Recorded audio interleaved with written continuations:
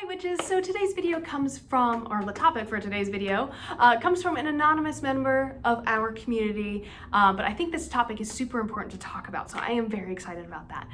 In their message to me, they expressed feelings of like not being able to like give enough time for their craft, and like feeling overwhelmed with where to even start, which is something that I hear a lot from like novice practitioners, and that's really, really common. So if you are feeling that way, just know that like you are not alone. There are tons of people out there who feel the same way as you, and hopefully I can dispel some of that for you guys today, because it breaks my heart to hear that. Like it really just like reading the message kind of made me sad. I was like, no, like just witchcraft is cool. It's okay. You don't have to.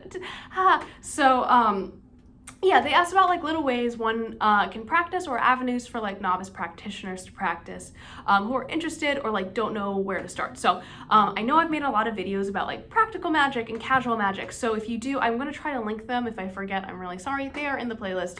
But I do want to go a little bit deeper on this because I never want to frame witchcraft as being something that is inaccessible.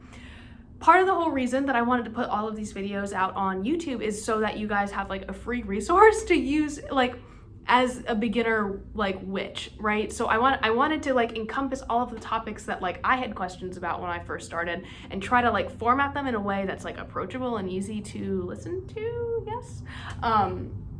Hopefully it's easy to listen to. I know my voice is kind of annoying, but to start everything off, I just want to say like you do not need an altar, you do not need crystals or tarot cards to be a witch. So I want to dispel that right away. Your financial status does not impact your ability to practice witchcraft at all. So I just want you to know that. Yes, it could maybe impact like how many tools you have, but you don't necessarily need all of like these fancy tools to practice witchcraft. You just need your intention and your connection with the divine. Or if you're not a not a divinatory witch, I'm sorry, if you're not a religious witch, your connection with your craft. For me, one of the draws of witchcraft was that I could practice whenever I wanted. So I want to address kind of like that feeling like you don't have enough time. It's okay. Something that I think we all kind of like internalized, especially people who grew up in a Christian household, was setting aside like 2 hours every week in order to like practice your religion. And if you didn't do that, you were like a bad person. One of the reasons I didn't even want to go to church is because it was so god awful that I didn't know why. Like, why do I have to spend 2 hours in this hot, dusty building in order to be a good person? Like that didn't compute with me. So that's why I was drawn to witchcraft. I kind of like predetermined this like schedule for like practicing witchcraft. I find that it brings up all of these feelings of guilt, right? And I'm not doing enough, or I'm not a good enough witch. And I think that is all really just like housed in Christianity. So if you can get past that, your world is going to open up a whole lot. So especially if you do have religious views, oh my gosh, I am so sorry. That should never have happened to you. It's god awful, and you deserved that. Being said, it is a really hard habit to break, like that kind of like, oh, I'm guilty because that's difficult for sure. So don't feel bad if you are feeling that way. I don't want to make anyone feel bad. To all of my novice practitioners who are afraid of exploring, just take a deep breath. It's going to be fine. You do not need to be an expert right away. You don't need to have all of the tools right away. You can build it as you grow. I've been practicing for almost 11 years, and this is where I'm at with mine. And I hate to skew it so it looks like, I don't want to ever come across like I'm saying like you must have this in order to be a witch. I think I've gotten that point across enough in this video. Hopefully it comforts you. One of my first suggestions, I guess, like moving along into getting out of like that I don't have enough time, is the overwhelmed period, like feeling of all of this. So one of my biggest suggestions to new witches is to pick a topic.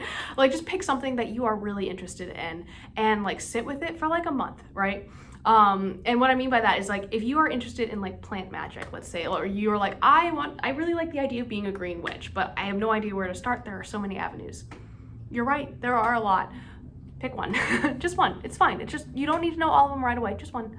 And that could be herbal medicine. It could be working with plant spirits. It could be kitchen magic. It could be, learning about how to grow plants in the first place. I suggest picking one of those things, and those are just examples. So whatever, I'm not telling you to pick green magic, if that's not your path. But pick one of those things that you're interested in learning and do a quick Google search. Now, I know that this is like kind of like hard territory to get into, but through that, you kind of have this like wide realm of like options for like things that you want to explore, right?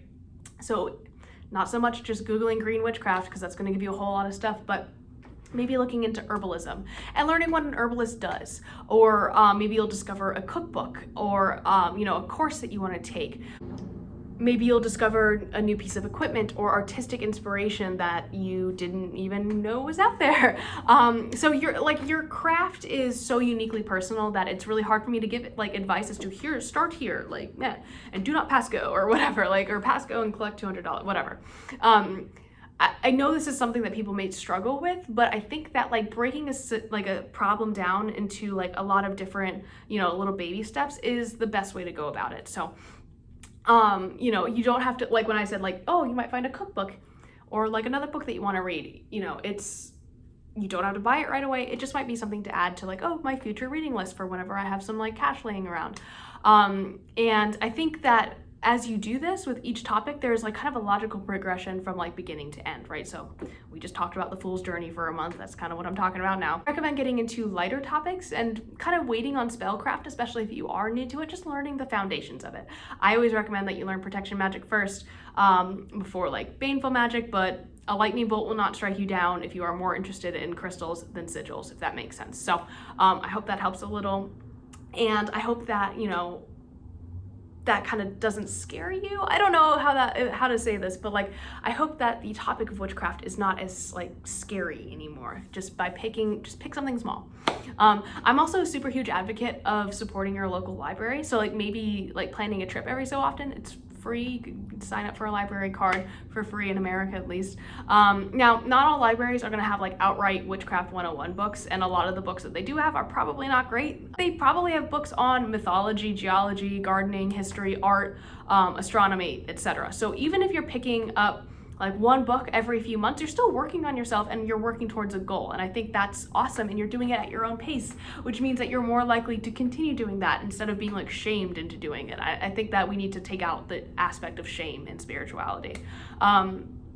I also find like another free thing to do is like following witchy creators. And that really motivates me to work on my own craft.